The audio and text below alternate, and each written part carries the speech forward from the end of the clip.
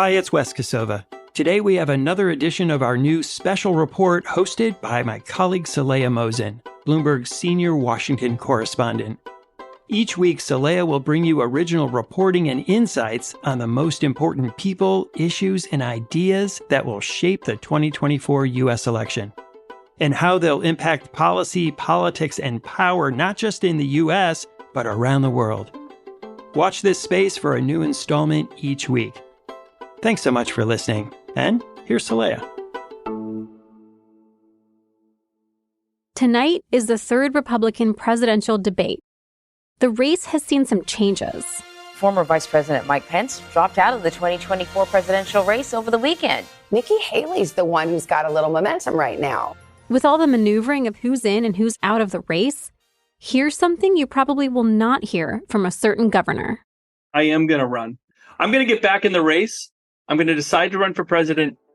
That's New Hampshire's Republican Governor Chris Sununu. And yes, he's joking. It sounds fitting for this year where nothing seems to make a whole lot of sense.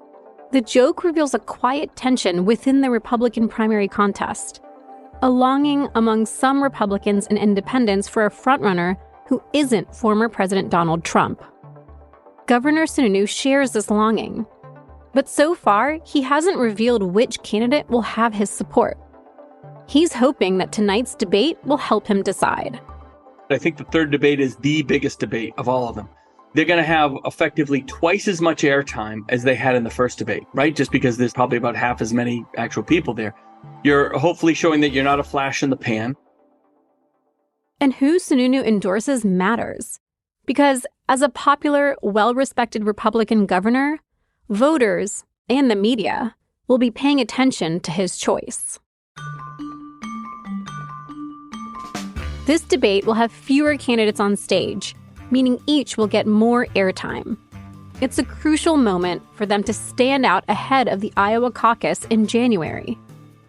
Ahead of the debate, Sununu shared what he'll be watching for. He also told me his thoughts on Trump and what he thinks of Nikki Haley and Ron DeSantis. Both are seen as leading challengers to Trump. I'm senior Washington correspondent Saleha Mohsin. This is The Big Take from Bloomberg News. 5 candidates will participate in tonight's debate. Former Ambassador Nikki Haley, Florida Governor Ron DeSantis and former New Jersey Governor Chris Christie, Senator Tim Scott, and Vivek Ramaswamy. One key person who will be missing from this stage? Trump. He's skipped all of the debates so far. Still, he's the frontrunner. The latest Iowa poll has him at about 46% among Republican primary voters. National polls measuring him against others vying to be on the GOP ticket have him around 55% on average. But for Sununu, Trump is just not the person his party needs right now. Trump has created this kind of cult, not based on anything other than just, his ability to disrupt. And don't get me wrong, a lot of us were looking for a disruptor, and I supported him very strongly in 16 and 20, and that's what we're looking for. It just didn't get enough done for our liking. Sununu pointed out that he's not alone in his disillusionment. Put it this way, Trump can barely even hold on to 50% of the most hardcore base voters in these polls. People say, oh, he's polling at 52%. That's actually terrible, right? For a former sitting president that's only polling at 52%, and someone who should be the standard and flag bearer and the fait accompli, if you will. Even though 52% could be more than enough to win, Republicans have been underperforming in elections for several years now. And Sununu doesn't think that slide is over. Republicans could be in real trouble in 24. We lost in 22, right? This type of, it wasn't even disjointed. It was just more of bad candidates with an extreme Trump-driven type message lost us a lot of races we should have won in 2022. We don't seem to have learned from that, right? And in fact, if anything, out of D.C., it's gotten worse. So far, he hasn't said who he's going to endorse. But there is one person who he seems to have his eye on more than others, Nikki Haley. She's been getting a lot of attention from donors recently, too. And when Sununu was out on the trail with her recently, he said he was getting closer every day to endorsing her. But in our interview, he just wouldn't go there.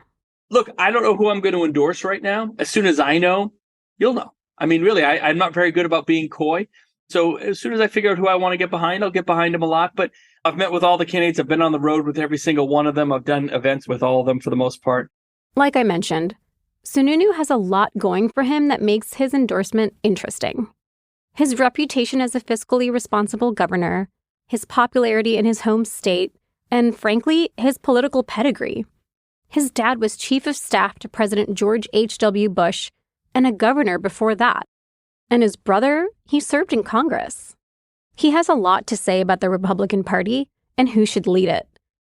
And he seems to be looking for a candidate who isn't terribly different from himself. I mean, I like governors. I like governors because there's accountability, a sense of true leadership. They're really CEOs. They're not just policy people. They're really executives. And that's exactly what we want in there.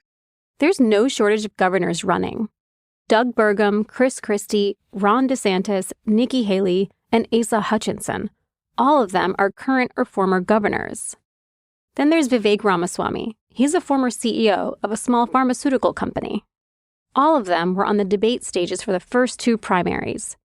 Based on those two nights, here's what Sununu thinks we're going to see tonight.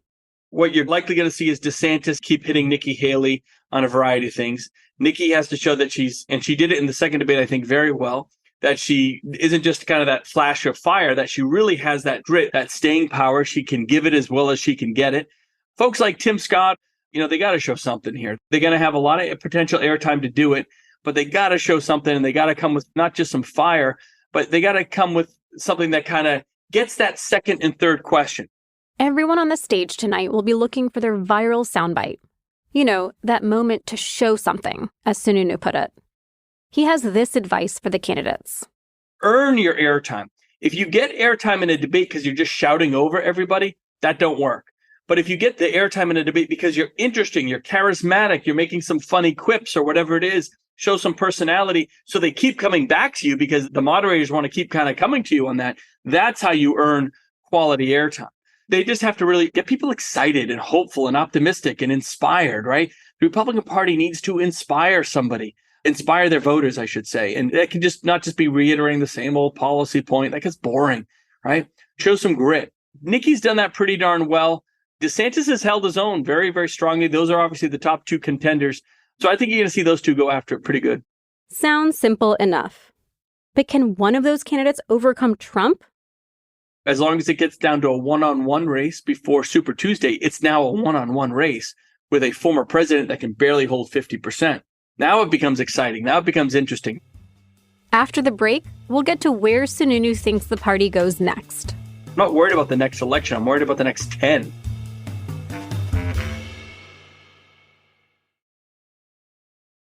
We're back with New Hampshire's Governor Chris Sununu. I called him to talk about the third Republican presidential debate. If you've turned on the news recently, you know that the Republican Party is going through something. We have to interrupt this for one moment to cover the complete and utter clown car that is the House Republican speaker's race back in Washington, D.C. Let's call it chaos in Congress. Right now, it just looks like they don't want to govern. Governor Sununu, I'd love to hear from you how you would describe the current state of the Republican Party. That should be a very easy thing to answer, but it's not. It's not very easy. So when it comes to, I would say, party leadership, when it comes to the party as you see it on national television, the representatives, what's happening both on the presidential race or what's happening in D.C., it looks a lot more disjointed than it really is. When it comes to the average Republican registered voter of the Republican Party, most of them have the same message. They don't like the divisiveness. They don't like the fact that we're fractured. When you're solidified in terms of branding, when you agree that, hey, we're not going to agree on everything, but, the 80% of core values of fiscal discipline and local control and limited government, those are the things that we can really, use to our advantage to kind of give people confidence in terms of joining the Republican Party for an election. That's not happening right now. Now, I think there's actually still time. Poll numbers are moving for some of these other candidates. That doesn't mean we're more divided. It just means we are going through our process of finding our candidate. Things can change pretty quickly. I asked the governor about the party's recent leadership changes. When you think back to Senator Mitt Romney, he was the standard bearer for the Republican Party in 2012, up until Trump's emergence in 2015. And I know Democrats now just love Romney, they didn't at the time. But what's the story that you would tell to explain how the Republican Party got from Romney to Trump to where it is today? Well, the story is this. Republicans in Washington stopped becoming effective, and Republicans in governorship started leading the nation. And I'm not just saying that as a Republican governor, but I mean, look at the pandemic. There was a fundamental change in how folks viewed government. When we came through it, they looked to what happened state to state because states were given a lot of flexibility. To Trump's credit, by the way, he gave states a lot of flexibility to design their own path with CARES Act funds and policies and all that sort of thing. But as for bringing voters to the Republican side this election, there's one issue that seems to be demanding a lot of attention. We know from polling that the economy is a top issue for swing state voters. Home mortgage rates are at the highest levels of nearly 2 decades. And consumer confidence remains low since inflation continues to eat away at household budgets. In short, voters aren't happy. So I asked Sununu how he expects that to show up as people cast ballots. How do you think that the current state of the economy will play in the elections? It's a great question, and the answer is not nearly as much as anybody thinks. The economy was a much more of a drastic issue. Inflation, cost of living, all of that sort of thing, as you kind of ran into the 22 elections, which is why there should have been a big red wave of candidates and opportunity for Republicans to say, look, we know the economy, we know how to manage. It didn't pan out. It didn't pan out at all. So it'll still be a top issue, but it's actually not a top issue in driving a vote, which is a very different thing. And this is where polling has become a little bit antiquated. Polling isn't moving to be sophisticated enough to understand that what drives people's concerns doesn't always drive their vote. The most important issue that people will vote on is likability. And that's it. I mean, that's really the biggest driver. Do I like and trust this individual enough to start bringing this country together to get stuff done? And that's where people keep missing out. If you're not likable, I don't care how good your policy issues are. If people don't like you, they don't think you're going to give 120% to the job. You're not showing a little positivity and inspiration in something. So that, if you will, trumps, I hate the term, but trumps even some of the severe economic issues that people are facing. It's not like it was before. Likability means a lot. Sununu hopes that the person that voters like can go the distance. Now, when you say, where do we go from here? I'll think longer term, right? Out to 2026 and 28. As a party, we got to kind of get past this election one way or the other. Either we get past it with a new candidate that brings us together, galvanizes us, and I think really creates a huge opportunity and a huge runway immediately as they hit the ground in January of 25. If we're stuck with Trump and Trump gets the nomination, he will lose. And then again, we're kind of in a rebuilding phase.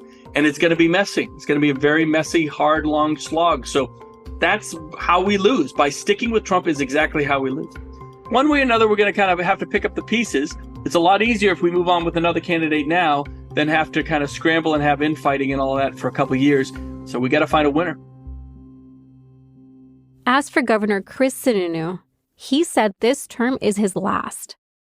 And even though there once was a lot of talk about him running for president someday, right now, he says he's not interested in working in the federal government. Oh, no.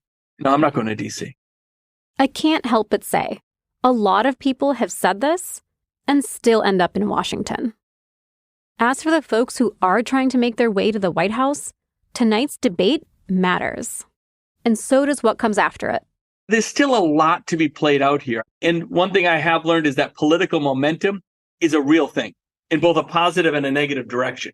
If you start falling apart, it's really hard to start turning things around. If you start gaining momentum at the right time and everything's clicking, you can get a lot of movement. And some of the candidates have already shown that. And then you just have the natural attenuation of some of the existing candidates. So huge opportunity for those other candidates to define themselves and define the Republican Party moving forward, but they have to narrow themselves down to get people excited. Considering everything we've talked about, I'm curious, where do you think the Republican Party goes from here? Oh boy, I guess we'll find out in a couple months, right?